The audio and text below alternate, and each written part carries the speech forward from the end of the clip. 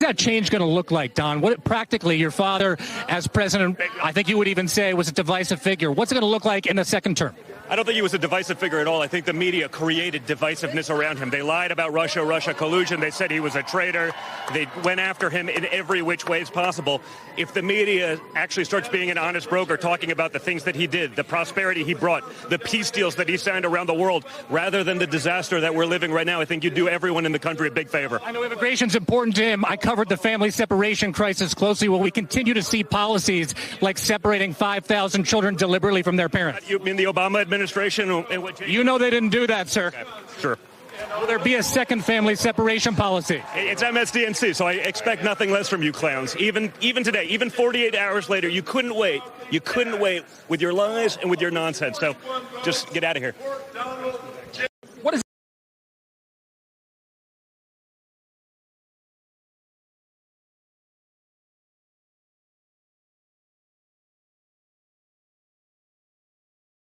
It's a wrap. I need a drink. Back out, so we finished It's a the wrap. first episode. It's a wrap. It's a wrap. I need a drink. I need a drink. It's a wrap. It's a wrap. And we gonna eat. We gonna drink. We gonna party. We gonna eat. We gonna drink. And we gonna be back tomorrow. Meanwhile, in the back, they're like working. Thanks for joining me here at Courageous Media. The clown networks are hard at work, beclowning themselves and plummeting, killing their ratings. This is absolutely hilarious. All right, you've got to see this. I've got news on both Jake Tapper and his, as everybody has said, his best-selling book tour. Well, it's not so great selling after all, and his ratings are plummeting at the same time that MSNBC is in complete freefall. I wanted to show that clip because Donald Trump Jr. had it absolutely correct. They're MSDNC. They're absolute liars. It is amazing to see what's happening. I've got some phenomenal clips. Some of them you've probably seen. I know some of you've seen because you've seen them on this channel. Some of them you may not have seen. But we're going to dive into this story, basically about the propaganda media is absolutely losing it because their ratings are in complete freefall. Struggling MSNBC switched their entire lineup, and they still cannot drive a rating. They are doing absolutely horribly. So with that said, I want to dive into a quick montage of some of the best, I put that in quotes, best of MSDNC, the utter complete liar network. And then we're going to look at some of the information on the Clown News Network. But as we go, thanks so much for rolling up. Really appreciate you rolling in here and stepping up. So let's check out this quick montage. Here we go.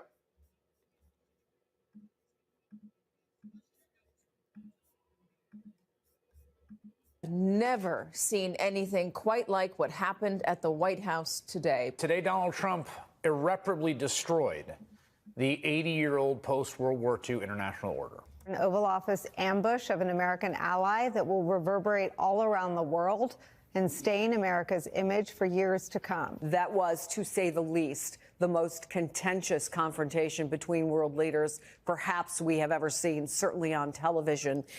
It was a truly historic moment, not in the good way.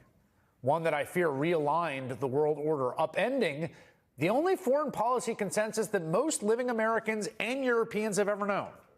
I've never seen anything like that in my entire life. What I saw is a complete transformation of what the United States is in the world. Certainly was a day of shame for the United States. That clip, the footage of the Oval Office meeting, is going to be shown for years to come by politicians, government officials. Hey, well, I do agree with Clapper on one thing, and that is, yes, that clip will be shown over and over again because it absolutely does demonstrate that the United States is changing its position. We are no longer everybody's lapdog. We are no longer just the silent police force giving our blood, sweat, treasure, and lives to everybody else in the world. But that notwithstanding, that's not what this video is about. I wanted you to see the complete one-sided fabrication of lies that MSNBC has perpetrated on the American public over and over and over again, so that we can get into this story about the complete dismemberment of their ratings. It is an absolute amazing thing to see just how low they are sinking.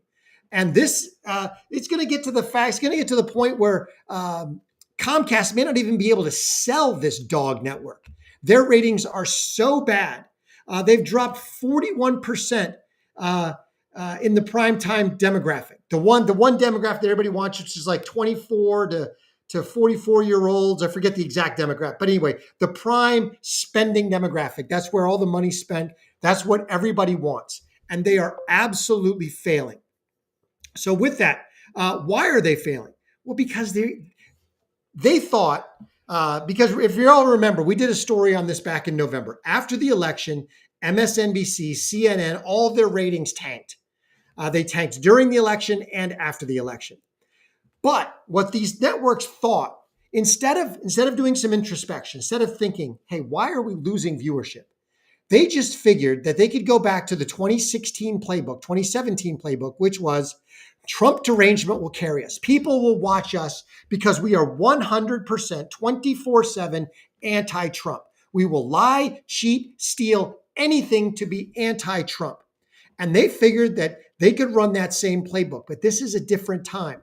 In the in the words of Draft Day, which is kind of a quasi decent movie, but anyway, we live in a different world than we did a few seconds ago. In this case, 5+ years ago and 8+ years ago. So Trump derangement is not going to carry the day. Back then, the propaganda media had the clout, they had the viewership. If they colluded and ran a story all together, they could gin up viewership and they could gin up belief in that story. Well, it's not that way anymore. Over the last 8 years, they have completely destroyed their credibility.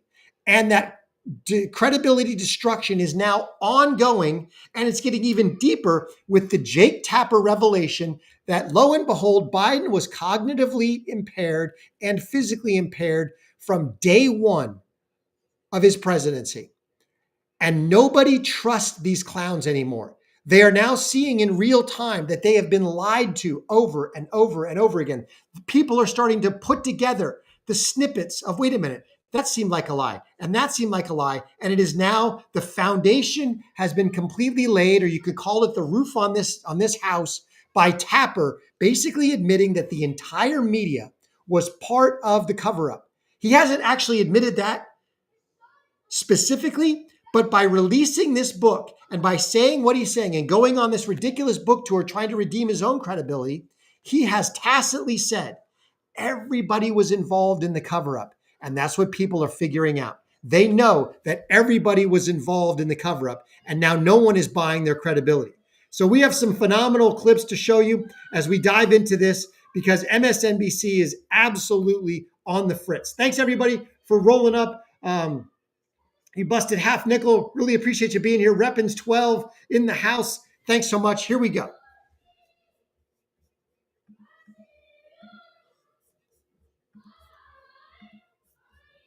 Just want to say, we can tell the Elon story and this kind of disciplining by democracy as a story of someone leaving. But there is pain in the wake of these tariffs, and there's pain in the wake of what Elon did. He talked about bringing the wood chipper to USAID. Brooke Nichols, Boston University professor, mathematician, figured out what is the effect of this. They have a tracker, 300,000 deaths, according to a Boston University professor. This is an MSNBC story. They have literally posted this moron where he spews completely unsubstantiated lies. They are now blaming Elon Musk for 300,000 deaths because we didn't fund transgender surgeries in Mali, the Arab Muslim Sesame Street show in Syria, pride parades in Botswana. You just go back to the list of complete fabricated nonsense that was essentially money laundering through USAID. MSNBC is now peddling stories that Elon Musk is to blame for 300,000 deaths. This is absolutely egregious lying. And this is why people don't listen to these fools anymore. Check this one out, because it goes farther down the rabbit hole. Or maybe we're staying on the same level. I'm not sure, but it's just as bad. To get him back home. I'm curious, could you explain or maybe express how is this different? Because I've been thinking about this case in particular, but some of the others that are very similarly situated. How is this different from when Putin grabs a journalist or some, rogue group in the Middle East grabs an American, and we're sitting here fighting to try to get them back? Our own government did this. Our own government snatched him up and put him in harm's way and now refuses to do. This fool used to be a rhino Republican. But again, this is the type of story that MSDNC is running. They are now comparing to the deportation of criminal illegal aliens to foreign kidnapping. Hey, moron Michael Steele, when somebody gets kidnapped in a foreign country, in an Arabic country, and held in prison in that country without charges, without anything else, or in this case, not even by the government, they're usually kidnapped by a terror group and held for ransom. That is, the United States government is taking illegal aliens, criminal and otherwise, and they are deporting them back to their home country. So if you want to use the same analogy, that means a terrorist group in Syria would kidnap an American citizen and immediately send them back to America. The public sees through this nonsense. They shipped an El Salvadoran citizen back to El Salvador, where El Salvador promptly incarcerated him for being a criminal. This is the nonsense that MSDNC spews. Do what it must do and should do to get him back home. Is there any difference in your view as a member of Congress when, you're sitting here and you're getting intel and information on individuals around the globe who've been taken by, taken hostage by groups and organizations, and all this energy to try to get them back? I find we're doing the exact same thing here in the U.S.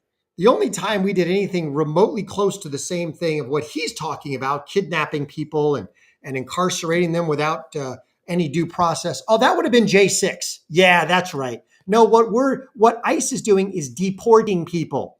They're not kidnapping them. We're not even incarcerating them. We're detaining them pending deportation. We are sending them home. Nobody trusts this nonsense anymore.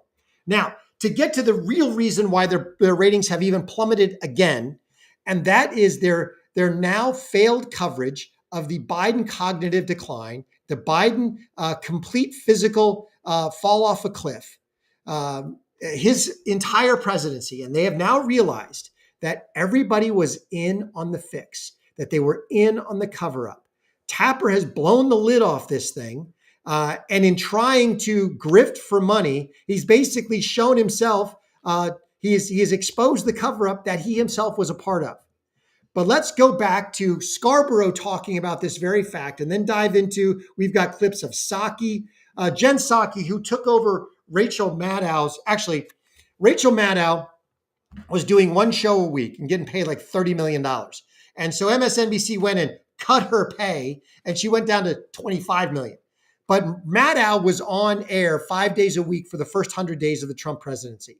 Then they took her off and they put on Alex Wagner, I believe, and her ratings absolutely tanked. So they got rid of her from the primetime slot. And then they put in Psaki, and her ratings have tanked even worse.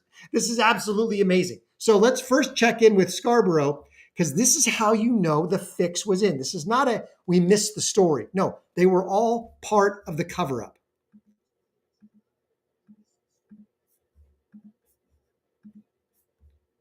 This is... And to answer your question, you busted, I want to do this. Please, if you're watching, please let us know that you're here in the comments. Like, comment, and subscribe. Most importantly, share Courageous Media. But Busted Half Nickel, absolutely, I follow Rasmussen. He's the best pollster out there, bar none. All right, here we go. But comparing that guy's mental state, I've said it for years now, he's cogent. Mm-hmm. But I undersold him when I said he was cogent. He's far beyond cogent. In fact, I think he's better than he's ever been. Intellectually, analytically, because he's been around for 50 years. And, you know, I don't know if people know this or not. Biden used to be a hothead. Sometimes that Irishman. He's better than he's ever been. F you if you can't handle the truth. He is more cogent, more credible, more intelligent. I mean, this is how you know it wasn't a misstory. They were actively peddling propaganda. 100% actively peddling the propaganda. Now, we've got Jen Psaki talking about this very fact and how, you know, she pretended that she didn't know what was going on. So here we go with this.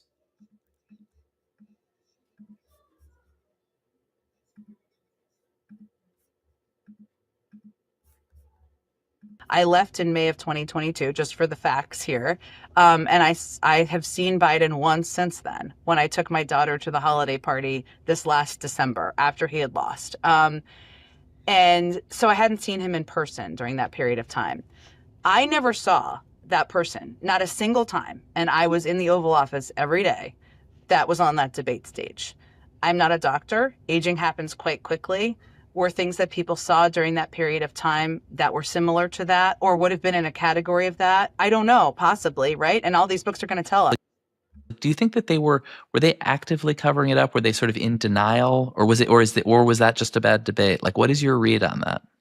Well, this is what I mean about cover up is a very loaded term, I think. Well, it means you knew that it was really bad and you're pretending otherwise versus you're deluding yourself, which I think is what people do a lot. Well, I understand, but I still think it's like cover up is often like a crime, right? Exactly. The Democrats, the White House, and the propaganda media.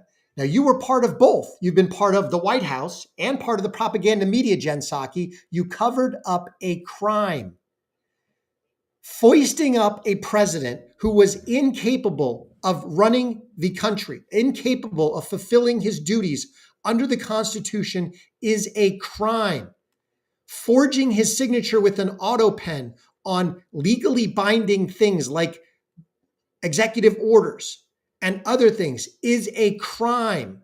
This was all a crime scene, and you are a part of it, Jen Psaki. Now, I want to get into the actual ratings numbers, but I want to play two other clips because it's not just the Jake Tapper issue. It's also the tact that MSDNC and CNN took with respect to other lies. I'm going to play you Scarborough on the Hunter Biden laptop situation, and then I'm going to play you Jen Psaki as she shills for men in women's sports and men in women's locker rooms, which resoundingly Americans decry. So let's first jump into Scarborough on the Hunter Biden laptop, because this was, again, another series of lies, not mistakes, not oops, we missed it, absolute peddled lies on the behalf of the propaganda media. And talk about Facebook having problems and Twitter having problems with a story that even the New York Post knew was a lie. They published a series of lies peddled to them by Rudy Giuliani, who admitted that nobody else would take it but Rupert Murdoch's New York Post, because they might look into it and tell the truth. Here we are in 2020. This is what it's come down to, America. Giuliani is feeding Russian misinformation to Donald Trump and feeding Russian disinformation to the New York Post. Now, what was going on was the Biden camp, the Biden campaign, because he wasn't president yet, and the propaganda media were feeding lies to the American people, actively covering up another crime, a series of crimes. Hunter Biden, in all of his criminal escapades that were detailed on his laptop, both sexual and otherwise, as well as the Biden crime family's involvement in pay-for-play, influence peddling, bribery, and other things. Now, the other thing that people are so sick of is the propaganda media peddling the lie that of transgenderism and peddling the lie that men belong in women's sports. This is the last clip before we dive into the actual article. Here we go. There's obviously a lot of soul searching right now going on within the Democratic Party, and that's a good thing. But what I worry about is there's been no soul searching whatsoever. Let's be honest. That in the course of all that soul searching, some Democrats might reach the wrong sweeping conclusions. And there are a lot of issues that fall into that bucket. But one in particular that stuck out to me is transgender rights. Republicans spent hundreds of millions of dollars on anti-trans ads this election cycle, including one that showed Vice President Harris talking about government funding for gender reaffirming care for prisoners and detainees.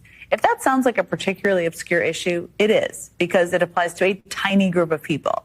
And it's also a policy that, by the way, was in place during the first Trump presidency.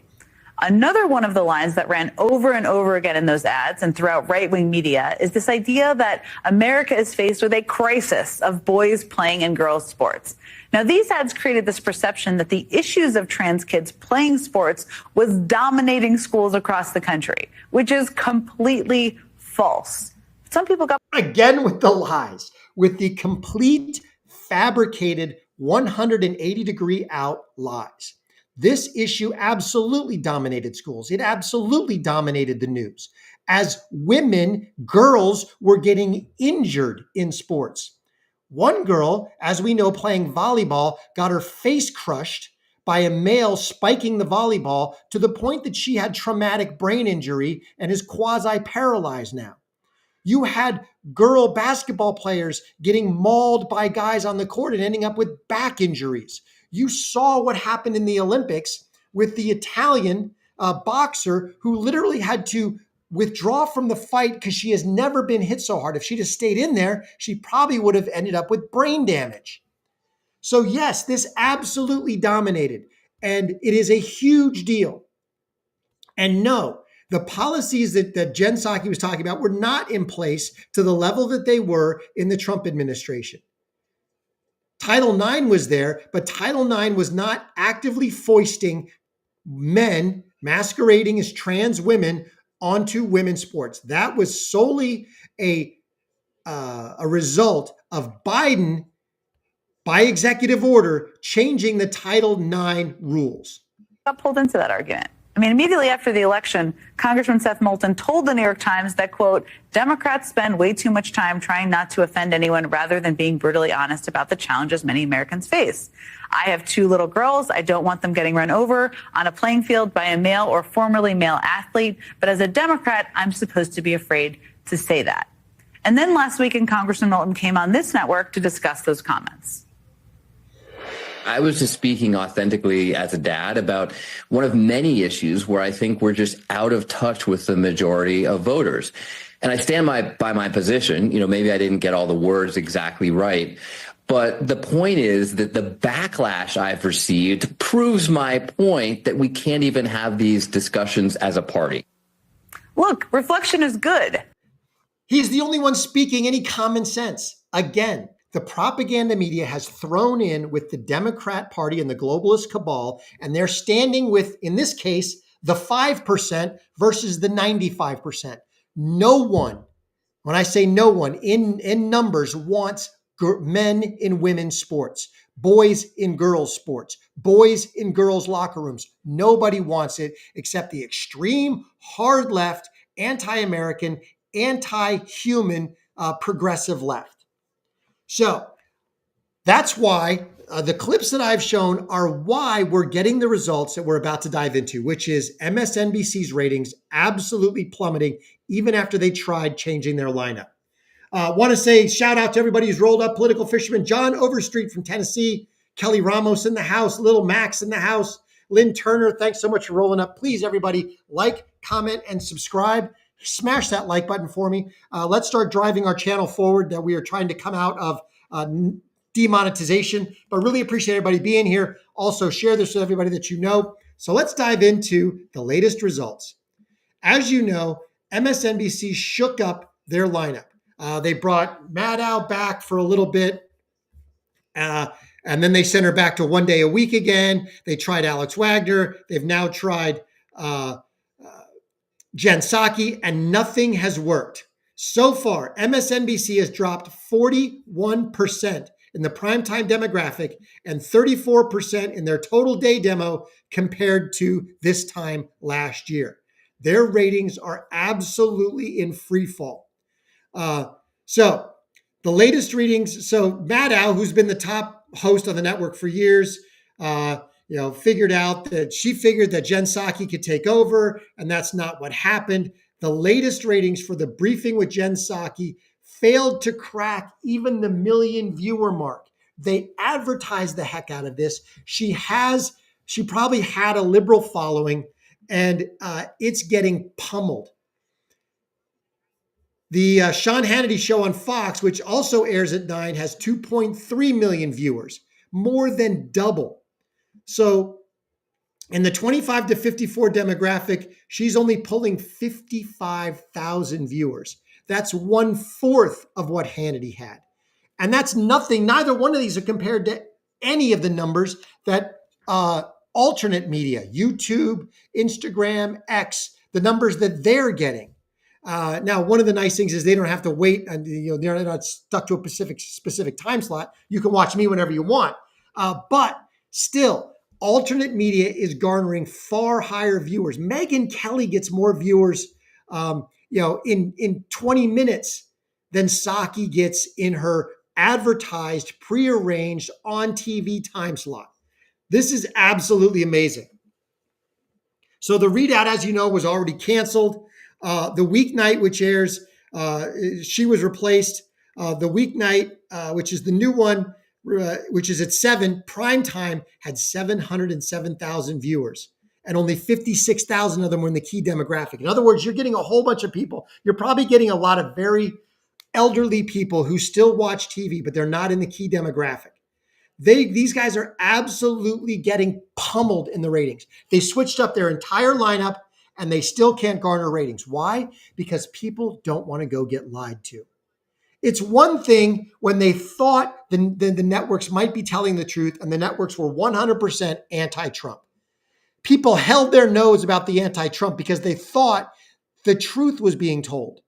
Well, now they've realized over the last 5 years, that the propaganda media absolutely 100% lies. They make up stories. They tube stories. They make up facts. They have 100% gaslit the American public on everything from Russia, collusion, to the Hunter Biden laptop, to the Biden cognitive decline, to COVID.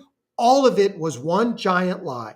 And people are waking up en masse, and they are running from the propaganda networks. And it's not just MSDNC. It's also the Clown News Network. Despite Jake Tapper trying to revitalize his credibility, his book sales are a bust. Everybody's been running around saying that this book is a bestseller. There's been a bunch of institutional bulk buys by places like CNN and others. But in the day-to-day, his book sales are a bust. Despite changing his story multiple times, triumphing the PR-tested word humility. That's a good one. On this side, Jake Tapper's fake book, Original Sin, only moved 53,000 units in its debut last week, not counting mass buys by CNN and others. Now, the 53,000 is all about context. This is from, who's the author here? I don't see it.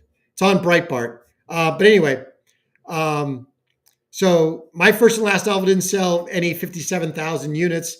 If it had sold 57,000 copies, the cocaine would have already killed me. All right. Anyway, he also wants to be the next Bob Woodward. So his book sales are not going great. And the ratings of his show have fallen off by like 34%. Because nobody wants, here it is, 25%. Despite extensive promotion, The Lead with Jake Tapper averaged 527,000 total viewers, a 25% decline from the previous year. So this is absolutely amazing. Jake Tapper, despite writing the book, cannot garner the book sales that he wants, and he cannot garner the ratings on his TV show because nobody wants to listen to the guy who is exposing the cover-up that he was a part of. The only thing, nobody watches CNN. CNN is slightly better. It's even worse than MSDNC. MSDNC gets more total viewers than CNN does. But the only bright spot of CNN is not Abby Phillips, because she's a complete train wreck, but it is Scott Jennings and Shermichael and occasionally Kevin O'Leary on the Abby Phillips show. That's the only redeeming value of CNN whatsoever.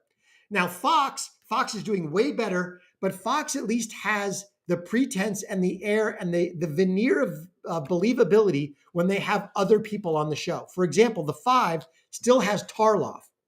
She's a complete leftist. And it allows two things. She can get her view out there, but it also allows Waters and Gutfeld and others to essentially speak about the left in general while they dismantle Tarloff. So they can basically put her up as the proxy for the left and dismantle it as they go along. But there is at least a little bit of two-sidedness or fair play to Fox News. CNN and MSDNC have none. The Clown Network and MSDNC are completely in the tank for the globalist cabal, completely in the tank for the ultra-progressive left, not even the establishment Dems. They are in the tank for the ultra-progressive left, and that is why no one is watching them anymore. Hey, thanks for rolling up. Really appreciate everybody being here. Donnie Newman, thanks so much. Yes, I love Scott Jennings too. He's amazing on that show.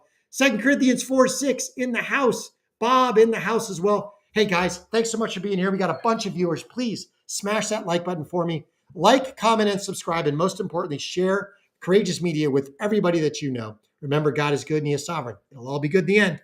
Till I catch you next time.